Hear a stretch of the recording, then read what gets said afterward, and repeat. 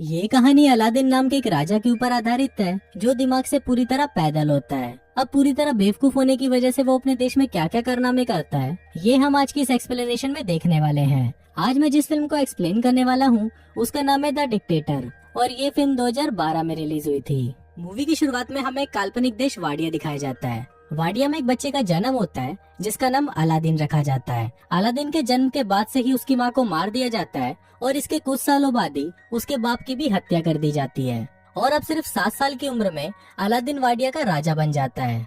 इसके बाद सीन यही कट होता है और हम कुछ साल बाद का सीन देखते हैं जहाँ अलादीन अब बड़ा हो चुका है।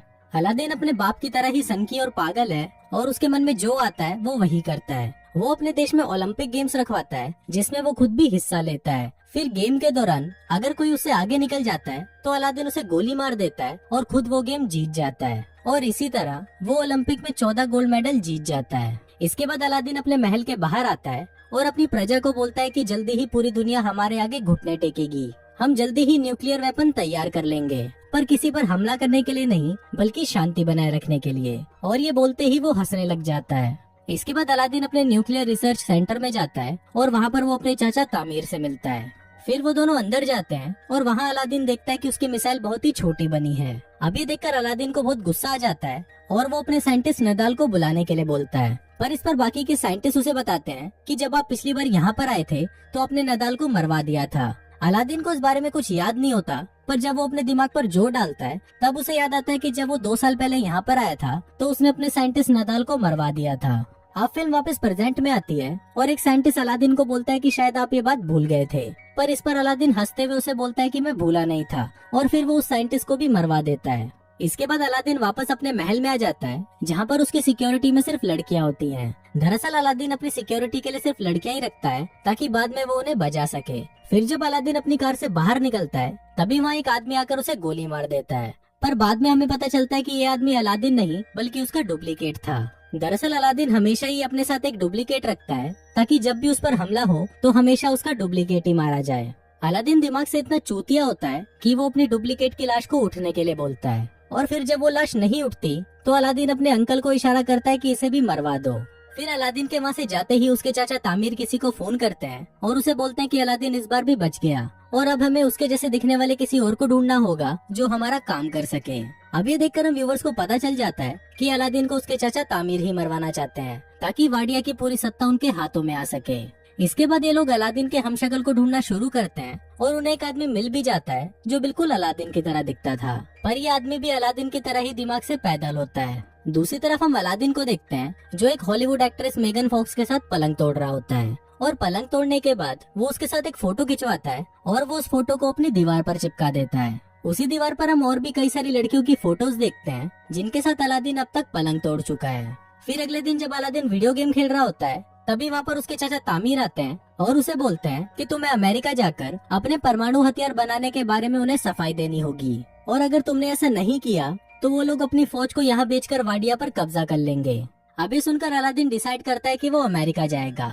फिर अलादीन अमेरिका आ जाता है और अमेरिका के लोग सड़कों पर उसके खिलाफ नारे लगाते हैं। दरअसल अमेरिका के लोग चाहते थे कि वाडिया में डेमोक्रेसी हो और कोई भी बेवकूफ और पागल राजा उन पर अत्याचार ना करे। इसके बाद अलादीन अपने सिक्योरिटी हेड से मिलता है जिसका नाम क्लेटन होता है और वो अलादीन को बिल्कुल भी पसंद नहीं करता था। फिर जब रात को अलादीन अपने होटल में सो रहा होता है तभी वहाँ पर क्लेटन आता है और वो उसको किडनैप कर लेता है। वो उसे एक टॉर्चर रूम में लेके जाता है और वहाँ पर वो अलादीन को अपने हथियार दिखाता है जिससे वो उसे टॉर्चर करने वाला है, पर अलादीन उसके हथियारों का मजाक उड़ाने लगता है जिससे गुस्सा होकर क्लेटन उसकी दाढ़ी काट देता है। फिर वो उसकी दाढ़ी को जला देता है, पर दाढ़ी पर लगी आग से वो खुद भी जल जाता है।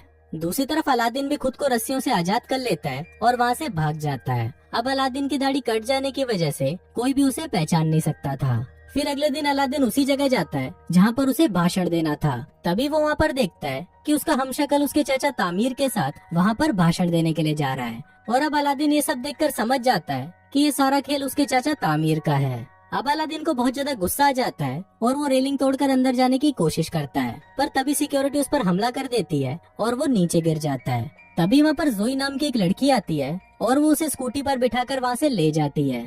इसके बाद जोई उसे अपनी दुकान पर लेके जाती है जहाँ पर वो काम करती थी। जोई अलादीन को कुछ कपड़े देती है और उसे पूछते है कि क्या तुम मेरी दुकान पर काम करोगे, पर इस पर अलादीन उसे बोलता है कि मैं चूतियों के साथ काम नहीं करता और ये बोलकर वो वहाँ से चला जाता है। अब अलादीन सड़कों पर भटक रहा होता है और तभी वहाँ उसे नदाल दिखता है, जिसे उसने कई सालों पहले मरवा दिया था। अलादीन नदाल को जिंदा देखकर हैरान हो जाता है और वो उसका पीछा करने लगता है। पीछा करते हुए अलादीन एक बार में पहुंच जाता है, जहाँ पर सिर्फ वही लोग आते थे जो अलादीन से नफरत करते थे।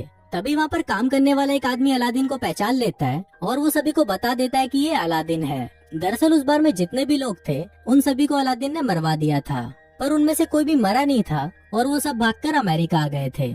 इसके बाद वो सभी अलादीन को पकड़ लेते हैं और उसे मारने की कोशिश करते हैं। वो अलादीन को टपकाने ही वाले होते हैं कि तभी वहाँ पर नदाल आ जाता है और उन सभी को बोलता है कि ये मेरा कजन है। दरअसल यहाँ पर नदाल ने अलादीन को पहचान लिया था। इसके बाद नदाल उससे पूछता है कि तुम यहाँ पर क्या कर रहे हो, तो अलादीन उसे बताता है कि उसके चाचा तामिर ने उसे धोखा दिया और वो वाडिया पर कब्जा करना चाहते हैं। फिर अलादीन नदाल को बोलता है कि तुम्हें मेरी हेल्प करनी होगी, जिस पर नदाल मान तो जाता है, पर वो उसे बोलता है कि मुझे मेरी नौकरी वापस चाहिए, जिस पर अलादीन भी मान जाता है। फिर अगले दिन अलादीन और नदाल उस होटल के पास जाते हैं जहाँ पर अलादीन का हमशक्ल रहता है। तभी वहाँ पर अलादीन जोई को देखता है और उससे छुपने लगता है। फिर नदाल उसे पूछता है कि तुम ऐसा क्यों कर रहे हो, तो अलादीन उसे बताता है कि मुझे वो लड़की बिल्कुल भी पसंद नहीं है। जिस पर नदाल उसे बोलता है कि अगर तुम इस लड़की को जानते हो तो उसकी मदद से हम इस होटल में आसानी से पहुंच सकते हैं। अब अलादीन ना चाहते हुए भी जोई की शॉप में काम करने लगता है, पर वहाँ पर वो ढंग से काम करने की बजाय सभी चीजों को बिगाड़ देता है। फिर अलादीन को नदाल का कॉल आता है और वो उसे बताता है कि मैंने सारा प्लान बना लिया है। हम कैंटीन के सामान के बहाने से उस होटल में जाएंगे और वहाँ पर नकली अलादीन को हटाकर उसकी जगह असली अलादीन को ले आएंगे।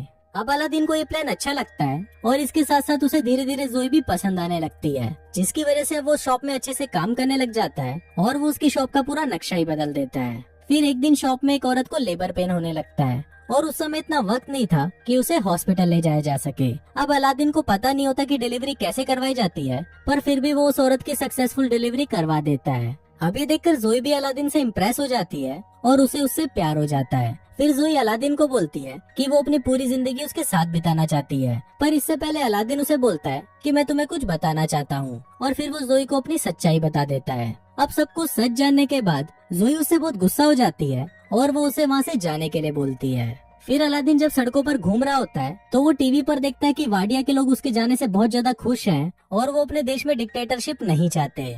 अब ये सब देखकर अलादीन को लगता है कि शायद उसे कोई भी पसंद नहीं करता, इसलिए वो डिसाइड करता है कि वो अपनी जान दे देगा।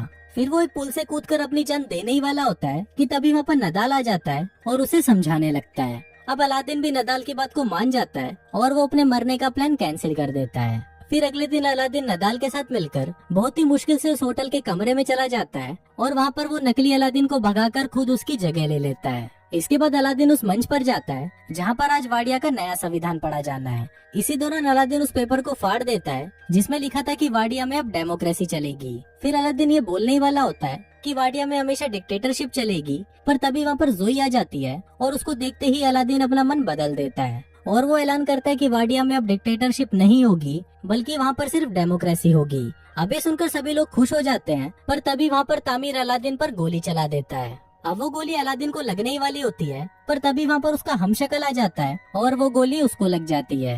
इसके बाद अलादीन जोई को भी अपने साथ वाडिया ले जाता है और उसके साथ शादी कर लेता है। शादी के दौरान जोई उसे बताती है कि वो एक जूइश है, जिसको सुनकर अलादीन को बिल्कुल भी अच्छा नहीं लगता और वो जोई को भी मरवाने के लिए बोल देता है। और कुछ इसी तरह से ये फिल्म यही खत्म हो जाती है।